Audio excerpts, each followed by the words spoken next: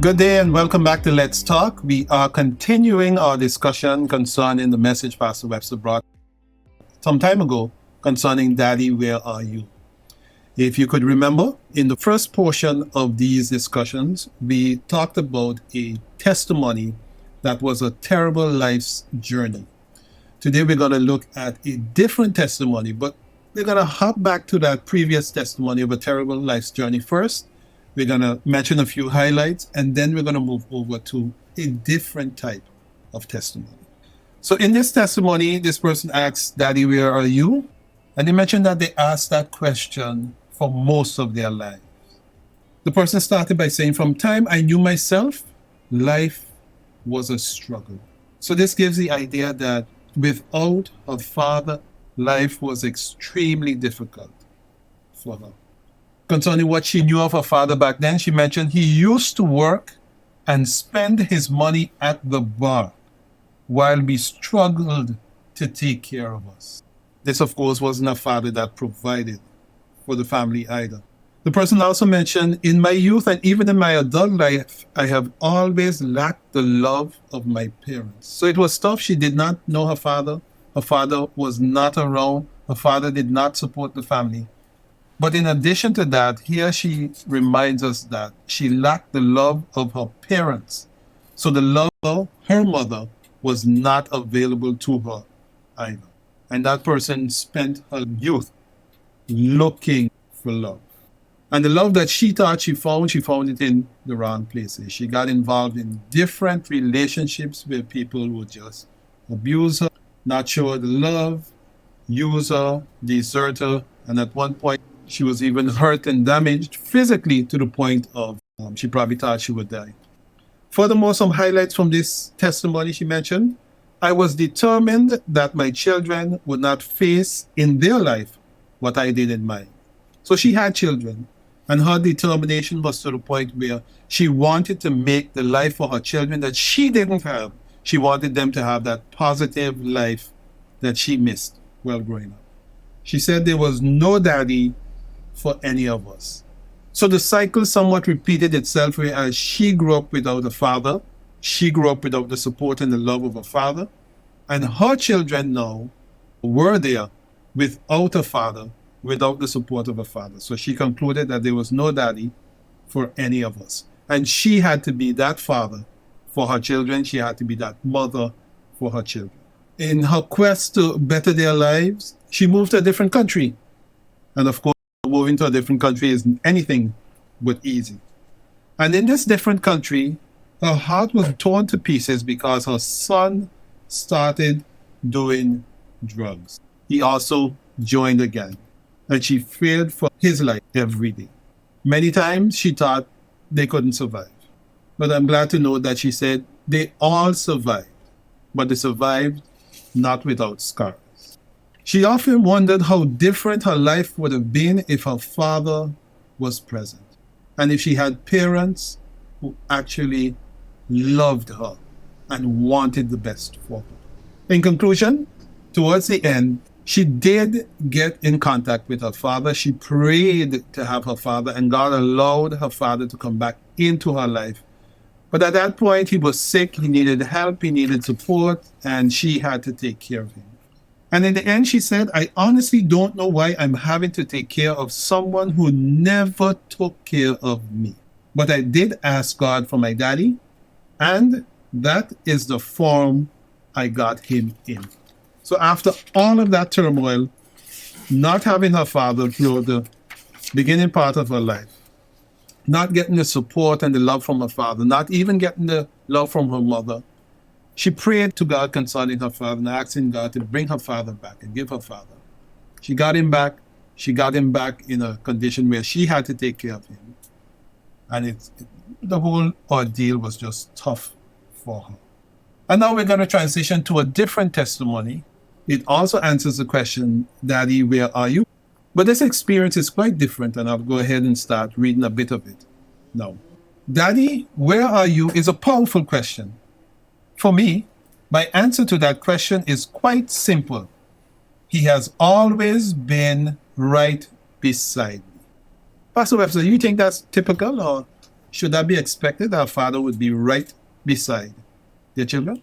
For those of you that are listening to us, these are not stories that we made up.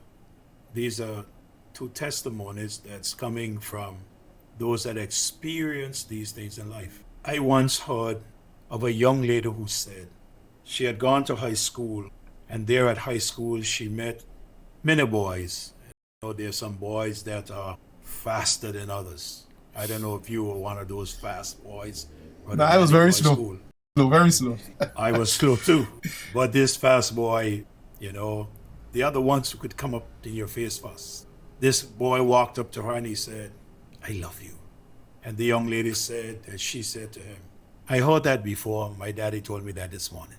In other words, your sweet words, I love you, will not sweep me off of my feet because I am accustomed of hearing from the man of my life, who is my father, I love you. And that was so encouraging that someone could say, my father told me I love you. Different type of love. Different type. He really loved her, the father, as his daughter. And every time I think of that, I think of these are real life stories, Pastor Collins.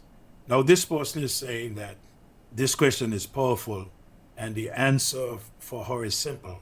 And that the answer is that he has always been right beside me. Now, I want to be honest with you. I am sure that that father would also think that there have been times that I could have done better because he's not perfect. But the child is so pleased when this one hears of what happened with this other one in this family. She's saying, I never experienced nothing like that. My dad has always been there beside me. And as I listened to this testimony from this other person, I noticed keenly how she explains what she meant when she said, he's always beside me. Have you noticed? Yes, She yes. said, as a child, I never felt afraid if my father was home. Now, notice what this person did not say. The person did not say, I never felt afraid. Because I am sure that person have been afraid many times. But the person is saying, I never felt afraid when my father is home. To me, why would you be afraid? You're afraid because you feel you're not properly protected. So when your father is at home, you never felt afraid because my father's there and my father's going to protect me. Never felt afraid when he was home. She said, as an adult, if he's at home, I don't even have to lock the door. You notice the confidence? And this is not a child, this is an adult. The confidence that this adult is putting in the father. She said, when he's home, I never even lock the door because she still thinks like how she thought when she was a child that daddy's here to protect me. And so long as daddy is here, everything is okay. All I have to say, daddy. She went ahead and said, there's a measure of safety I feel when he's present. I wonder if that's the way we feel in the presence of our Lord, who protects us from so much evil. She said the world could be unsafe and it could be falling apart, but if daddy is there, I have no fear. What a testimony that a child stop and think of her father and how she sees her father, her daddy. She sees him as a protector. And that's why the question is asked, Daddy, where are you? There are times when our children need to be protected and we are not there. She said, Daddy is dependable through thick or thin. He has been consistently available. This one answers the question, where are you? Very well. So to know that your daddy is there, that you can call on your daddy, that he is dependable. Sometimes as parents, we listen to our children and we pick up that in which that we want to talk negative about. They want something, but then before we see that they really need this, we try to find out some things that will give us rights not to give it to them. Now she said, Daddy is always available. Now they want to go somewhere, and they don't have anybody to take them, she's saying Daddy will do that. And sometimes when we do not make ourselves available to our children, they find others that make themselves available to them.